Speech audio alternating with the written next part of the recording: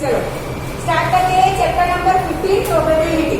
तो ये चैप्टर में हमने जो 9th स्टैंडर्ड में प्रोबेबिलिटी में पढ़ा था, कैलकुलेशन तो सेम वैसे ही आएगा, ठीक है। Probability of any event is equal to, क्या फॉर्मूला लिखा था 9th स्टैंडर्ड में, याद है?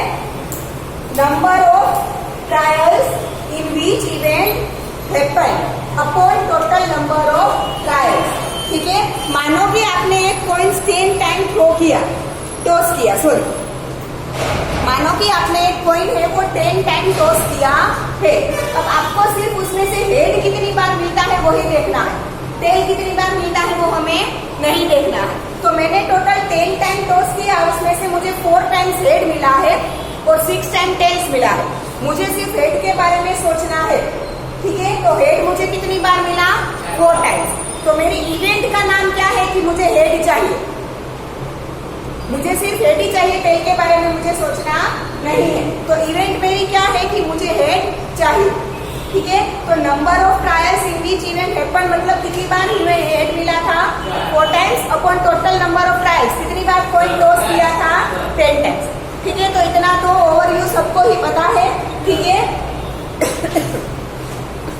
अब हम प्रोबेबिलिटी ऑफ एनी इवेंट हम ऐसे लिखते हैं,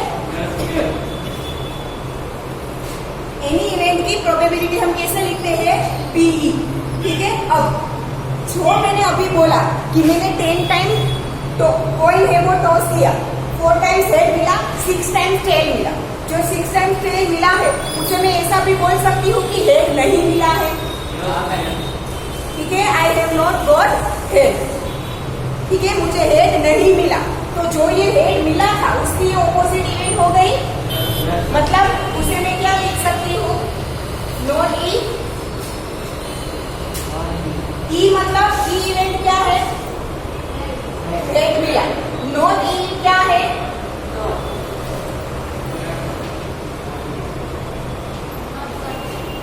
नॉट गॉट हेड, ठीक है। तो ये इवेंट ई को मैं नाम दूंगी ई बार। क्या लिखूंगी मैं उसे? ई बार, ठीक है। जो इवेंट हमें चाहिए वो होगी ई, और जो नहीं चाहिए वो क्या होगी? ई बार। इन दोनों की प्रोबेबिलिटी ऑफ इवेंट ई, और इसे मैं लिखूंगी प्रोबेबिलिटी ऑफ इवेंट नॉट ई, ठीक है। प्रोबेबिलिटी ऑफ इवेंट नॉट ई। जब इन दोनों का आप सम करोगे तो ऑलवेज 1 मिलेगा,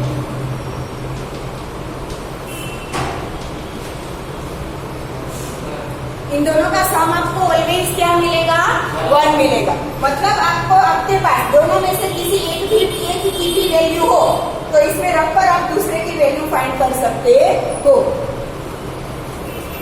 यही चीज हमने 9th स्टैंडर्ड में देखी थी कि आप कोई प्रोसेस कर रहे हो, उसकी जितनी भी इवेंट्स है उन सबकी प्रोबेबिलिटी का टोटल ऑलवेज क्या होता है? 1। याद है? हमने 9th स्टैंडर्ड में भी देखा था। 9th स्टैंडर्ड में हमने जो देखा था वो प्रैक्टिकल अप्रोच था, प्रोबेबिलिटी का वो क्या था? प्रैक्टिकल अप्रोच था। अब हम देखेंगे थियोरिटिकल अप्रोच, ठीक है। तो हमने उसमें भी देखा था कि आप कोई प्रोसेस कर रहे हो, उसकी जितनी भी इवेंट्स है उन सारी इवेंट्स की प्रोबेबिलिटी का टोटल ऑलवेज कितना होगा? 1। हाँ, अगर आप प्रोसेस चेंज करते हो तो फिर प्रोबेबिलिटी की टोटल बदल जाएगी। आप एक ही प्रोसेस की सारी इवेंट ले रहे हो तो सबकी प्रोबेबिलिटी का टोटल ऑलवेज कितना होगा? 1 होगा, ठीक है। Probability of event E plus probability of event not E is equal to 1। आपके पास किसी एक की वैल्यू है तो उसमें पुट कर दूसरी की वैल्यू आपको मिल जाएगी। मानो कि आपके पास प्रोबेबिलिटी ऑफ इवेंट ई, उसकी वैल्यू है 0.6, ठीक है। और आपको चाहिए probability of event not E is equal to 1। तो probability of event not E is equal to क्या होगा? 1 माइनस 0.6 मतलब 0.4। क्लियर? ठीक है, ये कंसेप्ट। दूसरा, ये हमने जो ई लिखा है नॉट ई, 1 में से 0.6 आएगा तो 0.4 ही बचेगा, 5 कैसे आएगा? ठीक है। ये जो हमारी मेन इवेंट है, हमारी मेन इवेंट है, उसकी जो हमने ऑपोजिट ली है उसे हम दूसरा नाम देंगे कॉम्प्लीमेंट्री इवेंट। क्या बोलेंगे उसे? जो हमें चाहिए नहीं पर फिर भी साथ में हो रही है। ठीक है, कॉइन टॉस किया मैंने तो मुझे सिर्फ हेड चाहिए था, पर टॉस करने के बाद फिक्स तो है नहीं कि हेड ही मिलेगा। मुझे टेल चाहिए नहीं, फिर भी मुझे मिल रहा है। ठीक है, तो उसे क्या बोलेंगे हम? Complementary event. आया समझ में? ठीक है, मतलब event not E is known as complementary event. Clear? ठीक है, नाउ दूसरा, कोई भी इवेंट की आप प्रोबेबिलिटी फाइंड करो और वो प्रोबेबिलिटी आपको 0 मिले तो उसे हम बोलेंगे इम्पॉसिबल इवेंट। क्या बोलेंगे उसे? Impossible event. जिसकी प्रोबेबिलिटी 0 मिले वो इवेंट क्या है? Impossible event. ठीक है, मुझे कॉइन मैंने टॉस किया, हेड या टेल मिलेगा। कई बार ऐसा होता है कि कॉइन है वो ऐसे सीधा खड़ा हो जाएगा, बट वैसा बहुत कम होता है। तो हम ऐसा मान ले कि वैसा हो ही नहीं रहा है, तो वो इवेंट की प्रोबेबिलिटी क्या होगी? 0 होगी ना। तो उसे हम क्या बोलेंगे? Impossible event. ठीक है, दूसरा आएगा सर्टेन इवेंट और श्योर इवेंट। इम्पॉसिबल इवेंट मतलब जिसकी प्रोबेबिलिटी 0 हो। उसके बाद आएगा श्योर इवेंट या तो सर्टेन इवेंट जिसकी प्रोबेबिलिटी 1 हो कि जो होने के चांसेस 100% है। हमें जो चाहिए वो इवेंट होने के चांसेस 100% है, वो इवेंट होगी ही 100%। तो हमें उसकी प्रोबेबिलिटी क्या मिलेगी? 1 मिलेगी, क्योंकि उसके हम प्रोबेबिलिटी का फॉर्मूला क्या लिखते हैं? Number of trials in which event happen upon total number of trials. ठीक है, तो जितना टोटल नंबर ऑफ ट्रायल्स होगा ना उतने ही वो मिलेगा कि number of trials in which event happen. सारे ट्रायल्स में हमें जो चाहिए वही इवेंट हमें मिलेगी। तो ऊपर नीचे दोनों सेम हो जाएगा तो प्रोबेबिलिटी कितनी मिलेगी? 1। ठीक है, उसे हम बोलेंगे श्योर इवेंट या तो सर्टेन इवेंट। क्लियर? ठीक है, ना दूसरा, प्रोबेबिलिटी किसी भी या तो इवेंट ई लो या तो उसकी कॉम्प्लीमेंट्री इवेंट नॉट ई लो, सबकी वैल्यू ऑलवेज आपको ऐसे मिलेगी। प्रोबेबिलिटी किसी भी इवेंट की प्रोबेबिलिटी ऑलवेज आपको 0 और 1 के बीच में ही मिलेगी। 0 हो सकती है, 1 भी हो सकती है और 0 और 1 के बीच की भी हो सकती है। ना ही 0 से कम होगा ना ही 1 से ग्रेटर होगा। कभी भी प्रोबेबिलिटी कभी भी 0 से लेस नहीं हो सकती और 1 से ग्रेटर नहीं हो सकती। ऑलवेज 0 इज लेस देन और equal to probability is less than और इक्वल टू 1। या तो 0 हो सकती है या तो 1 हो सकती है या तो दोनों के बीच की कोई वैल्यू हो सकती है। क्लियर? ठीक है ना। दूसरा, कार्ड्स।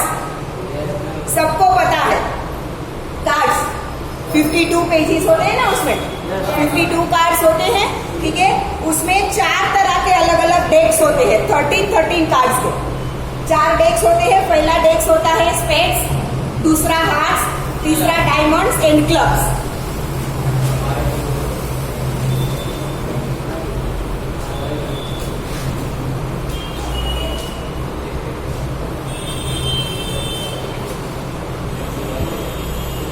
स्पेड्स के 13 कार्ड्स,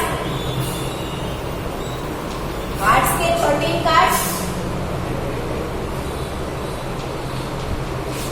क्लब्स के 13 कार्ड्स एंड डायमंड्स।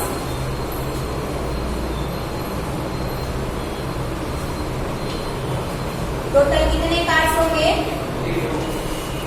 52। ठीक है, ये 52 कार्ड्स में से हर एक कार्ड क्या होता है? सेम होता है। ठीक है, 13 कार्ड, सॉरी 15 नहीं 13 कार्ड हर एक में क्या होते हैं? सेम होते हैं। मतलब कि हर एक में एक एक क्वीन होगा, एक एक क्वीन होगी, एक चेक, एक एस एंड फिर 2, 3, 4, 5, 6, 7, 8, 9 एंड 10। काउंट कर लो, 13 कार्ड्स हो। 1, 2, 3, 4, 5, 6, 7, 8, 9, 10, 11, 12, 13। ठीक है, हर एक डेक में इसे बोलते हैं डेक। क्या बोलते हैं? 13 कार्ड का एक डेक होता है।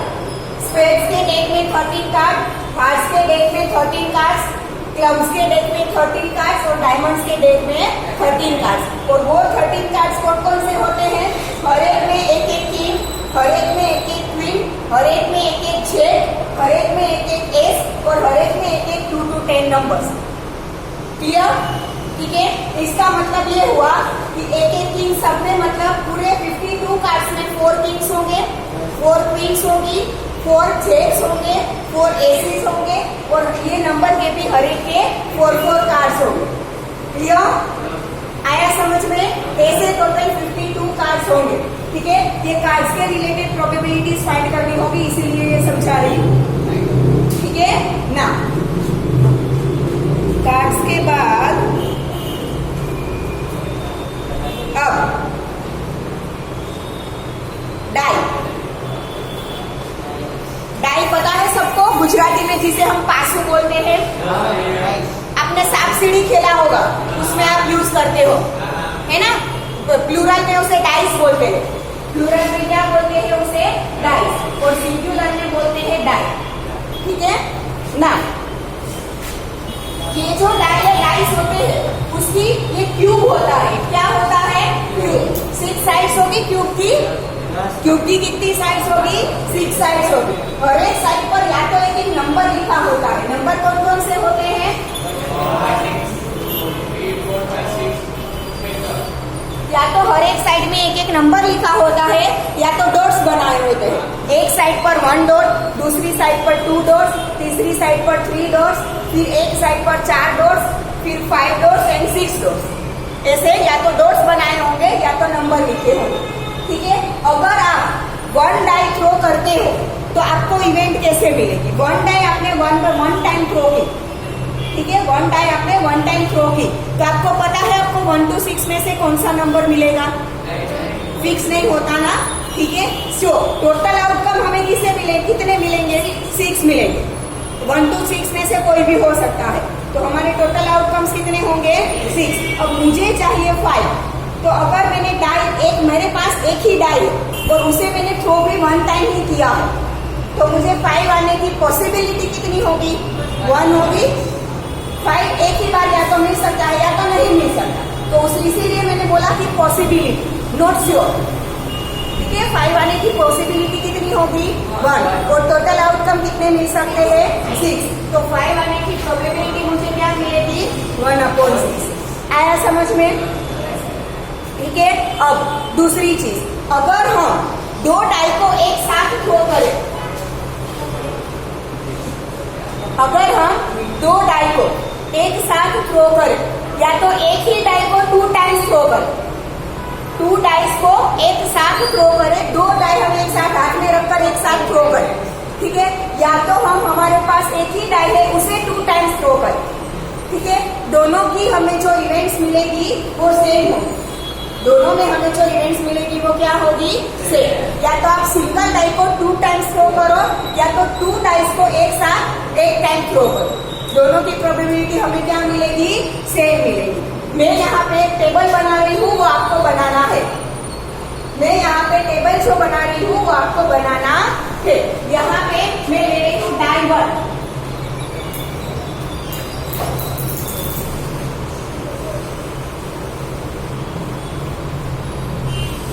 और इस साइड में ले रही हूँ डाई 2।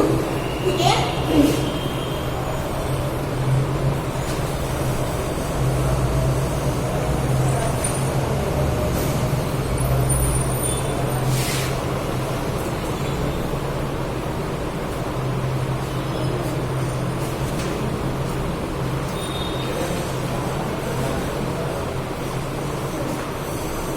अब मैं 2 डाइस को एक साथ थ्रो करूं या तो एक ही डाई को 2 बार थ्रो करूं, दोनों में एक साथ मुझे नंबर 1 मिले, दोनों में एक साथ मुझे नंबर 1 मिले तो मेरा आउटकम क्या होगा? 1/1। डाई 1 में भी 1, डाई 2 में भी 1। ठीक है, डाई 1 में मुझे 1 मिले और डाई 2 में मुझे 2 मिले, वो आउटकम क्या होगा? 1/2 होगा। डाई 1 में मुझे क्या मिला? 1 और डाई 2 में मुझे क्या मिलेगा? 2। तो तो वो आउटकम 1 2 होगा।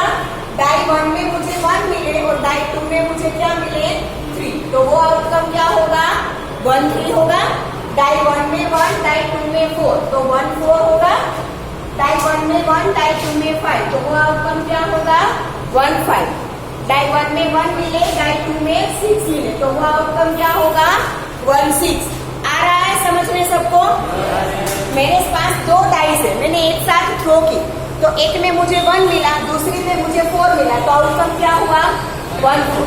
ठीक है, एक में मुझे 1 मिला, दूसरी में 6 मिला, तो आउटकम क्या होगा 1 6।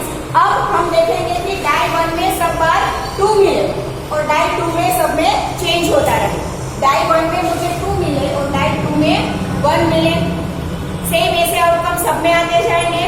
ठीक है, 2 1, फिर दोनों में 2 2, एक में 2 दूसरे में 3, एक में 2 दूसरे में 4, एक में 2 दूसरे में 5, एक में 2 दूसरे में 6, फिर एक में 3 दूसरी डाई में 1, एक में 3 दूसरे में 2, एक में 3 दूसरे में 3, एक में 3 दूसरे में 4, एक में 3 दूसरे में 5, एक में 3 दूसरे में 6।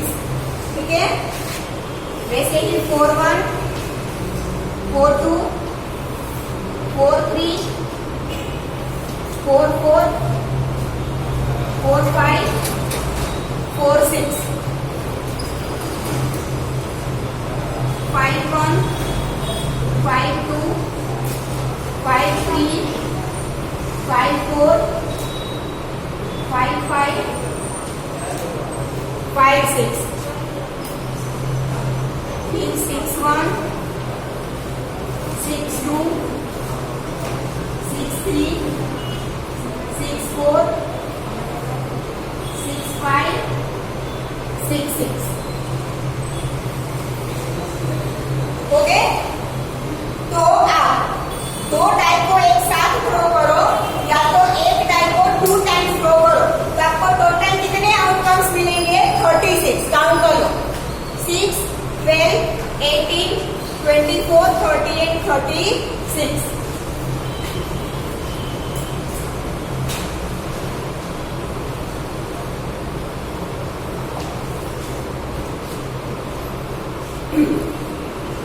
आप एक ही डाई को एक बार थ्रो करोगे तो कितने टोटल आउटकम्स मिलेंगे 6। एक ही डाई को एक ही बार थ्रो करोगे तो आउटकम कितने मिलते थे 6। अब 2 डाई को एक साथ करोगे तो उसका स्क्वायर हो जाएगा, मतलब मल्टीप्लाई बाय 6 करना। 6 मल्टीप्लाई बाय 6 टोटल आउटकम कितने मिलेंगे मुझे 36। क्लियर? ये टेबल बना लेना, इसका काम आएगा आपको, इसके ऊपर से सम आएंगे प्रोबेबिलिटी।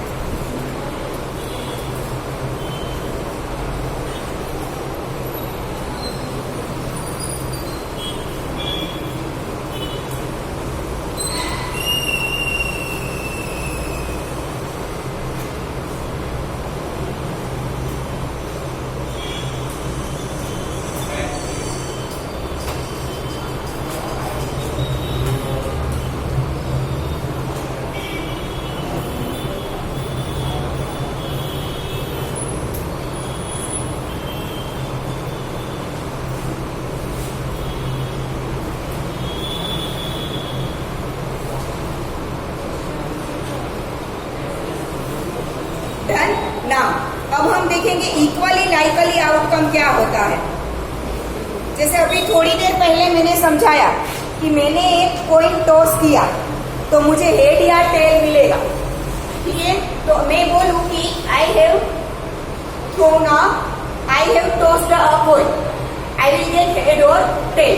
तो दोनों इवेंट क्या है एक साथ हो, दोनों इवेंट क्या है एक साथ हो, या तो हेड मिलेगा या तो टेल मिलेगा, दोनों इवेंट एक साथ चल रही है तो उसे बोलेंगे इक्वली लाइकली आउटकम। क्या बोलेंगे हम उसे? Equally likely outcome. क्लियर? ठीक है, मेरे पास कोई रोड पर जा रहा है अचानक से उसकी कार बंद हो गई, अचानक से उसकी कार बंद हो गई, ठीक है। वो क्या करेगा, इंजन आगे का दरवाजा खोलकर वो देखेगा कि इसमें क्या मिस्टेक है, फिर वो फिर से स्टार्ट करने की कोशिश करेगा। वो स्टार्ट होगी या नहीं होगी वो पता है, नहीं पता, या तो वो स्टार्ट होगी या तो वो स्टार्ट नहीं होगी। दोनों इवेंट एक साथ चल रही है, यस और नो, तो उसे हम क्या बोलेंगे, इक्वली लाइकली आउटकम। क्लियर, आया समझ में, इक्वली लाइकली आउटकम किसे बोलेंगे, ठीक है। दूसरी चीज,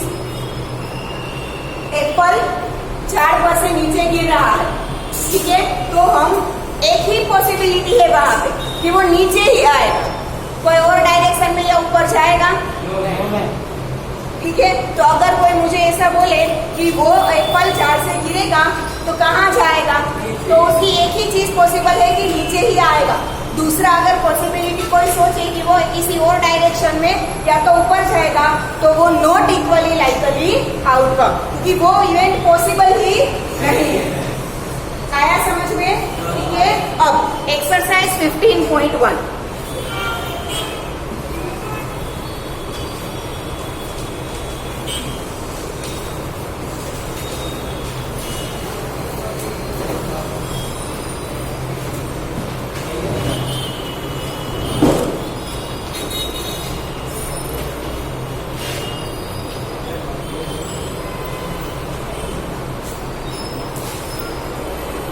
exercise 15.1, question number 1, complete the following statements, fill in the blanks.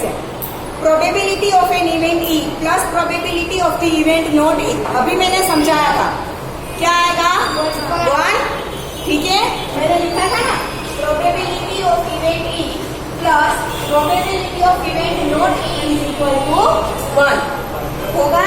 तो फर्स्ट ब्लैंक में आंसर क्या आएगा, 1।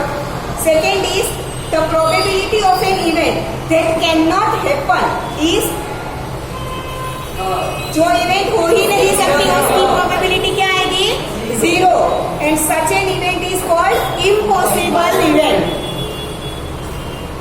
The probability of an event that can not happen is 0, and such an event is called impossible event. तो second में पहले में answer आएगा 0 और दूसरे में इम्पॉसिबल, ठीक है। फिर third, the probability of an event that is certain to happen, certain to happen होगी ही, उसकी प्रोबेबिलिटी क्या आएगी, 1। तो थर्ड में फर्स्ट ब्लैंक में क्या आएगा, 1। Such an event is called sure event और सर्टेन इवेंट, दोनों में से कोई भी लिख सकते हो, उसे हम श्योर इवेंट भी बोल सकते हैं और सर्टेन इवेंट भी बोल सकते हैं, क्लियर। थर्ड और fourth number, the sum of the probabilities of all the elementary events of an experiment is, all the elementary events of an event is 1, ठीक है। किसी भी एक्सपेरिमेंट की सारी इवेंट की प्रोबेबिलिटी का सम क्या होगा, 1। फिर number 5, the probability of an event is greater than or equal to dash and less than or equal to 0, greater than or equal to 0 and less than or equal to 1। मैंने लिखा था ना यहाँ पे, 0 is less than or equal to probability is less than or equal to 1। तो probability is greater than or equal to 0 and lesser than or equal to 1, clear. तो 5 में first blank में 0, सेकेंड ब्लैंक में 1। Which of the question number 2, which of the following experiments have equally likely outcomes? नीचे हमें 4 अलग अलग experiment दिए हैं, उसमें कौन सा इक्वली लाइकली आउटकम है और कौन सा नहीं है वो हमें बताना है। फर्स्ट है, a driver attempts to start a car, the car starts और डज नॉट स्टार्ट, क्या आएगा, इक्वली लाइकली आउटकम है या नहीं है, द कार स्टार्ट्स और डज नॉट स्टार्ट, दोनों एक साथ हो सकता है ना, दोनों इवेंट एक साथ चल सकती है, या तो कार स्टार्ट होगी या तो नहीं होगी, ठीक है। तो वो क्या है, इक्वली लाइकली आउटकम है, ठीक है ना। सेकेंड क्या हुआ,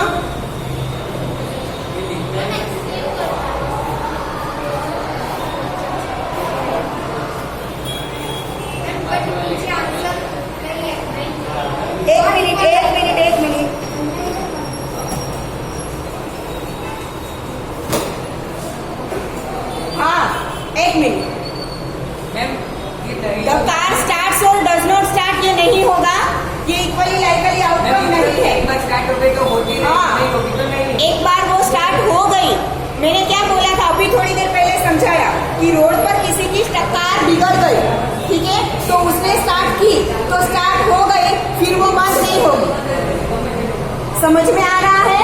अगर वो एक बार कार स्टार्ट हो गई तो वो हो गई, उसके बाद वो बंद नहीं होगा। मतलब दोनों इवेंट एक साथ नहीं चल सकती, ठीक है? या तो सिर्फ चालू है या तो सिर्फ बंद है।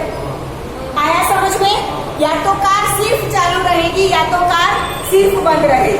तो दोनों क्या होगा? इक्वली लाइकली आउटकम नहीं है, ठीक है? फिर दूसरा, तो पहले में आएगा no. Second, a player attempts to shoot a ball, she और ही शूट्स और मिसेस द शॉट, ये भी नहीं आएगा। Not equally likely outcome. Why? क्योंकि फुटबॉलर किक मारता है पैर से, अगर वो गोल हो गया तो वो डायरेक्टली जाएगा, फिर स्टॉप नहीं होगा। गोल होगा कि नहीं वो नहीं पता, पर किक मारने से गोल आगे तो जाएगा ना, नेट में जाएगा। गोल होगा कि नहीं वो नहीं पता, पर वो गोल जाएगा। और अगर या तो पैर से मारने में मिस कर दिया तो वो गोल वहीं पे पड़ा रहेगा, होगा कि नहीं? ठीक है, हाँ ओके। बास्केटबॉल तो बास्केट में डाला या तो फुटबॉल, व्हाटएवर, थिंग तो सेम ही होगी ना, ठीक है? चलो, a player attempts to shoot a basketball, she और ही शूट्स और मिसेस द शॉट, ठीक है? अगर बास्केट में गया तो बास्केट हुआ, और अगर नहीं गया तो नहीं हुआ। तो नॉट इक्वली लाइकली आउटकम, ठीक है?